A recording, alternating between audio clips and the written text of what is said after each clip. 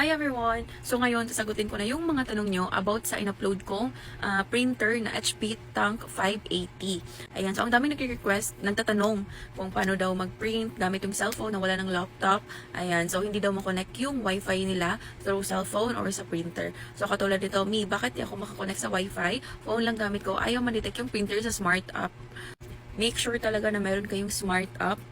Free lang po yan kapag nag-download kayo. Ayan, at naka-register kayo. So, ito yung tutorial ko. Kasi ito na pala yung printer na HP Smart Tank 580. Ayan po siya. So, first is, dapat may HP Smart ka. Ayan.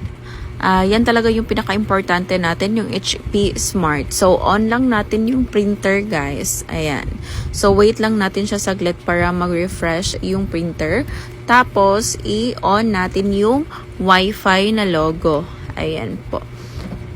Pagkatapos nyan is, i-on lang natin yung Wi-Fi. Ayan. Makikita nyo yan dyan, yung direct Smart Tank 580. So, click lang natin yan. Connected yan without internet kasi nga less internet na po yan.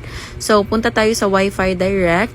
Pagkatapos nyan, antayin nating lumabas yung direct 580. Ayan, lumabas na siya. Pagka-pindot natin dyan, so, ayan, nag-blink na yung inverted exclamation mark, yung parang letter I. Ayan. Invited na yan. Tapos, antayin lang natin maging connected para go na tayo. So, meron tayong camera scan dito, guys. Kapag blurred yung documents nyo, pwede nyo siyang gamitin. Tingnan nyo. So, from black, nagiging white na siya.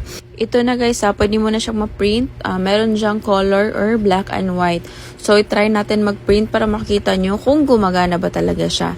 Ayan. Sobrang napakaganda talaga nitong printer na to, guys. Ayan. Ayan siya, oh. Nagra-run na yung piniprint niya. Ayan, lalabas na yan. Gawin nyo ito ng step by step, guys, para makuha nyo talaga kung paano mag-print gamit yung cellphone talaga. O, diba? Perfect. Lumabas na yung piniprint natin na galing sa phone. So, sobrang effective, sobrang maganda, sobrang walang hassle na. Kasi cellphone lang yung gamit without laptop. Pwede naman may laptop, pero parang mas hassle na kasi more on send to messenger na lang yung i-print, ganun. So, mas madali na lang po talaga siya. O, diba? Sobrang perfect. Ang linaw niya talaga. O, sa mga naghanap pa rin ng gantong printer, sa Yellow Basket na lang.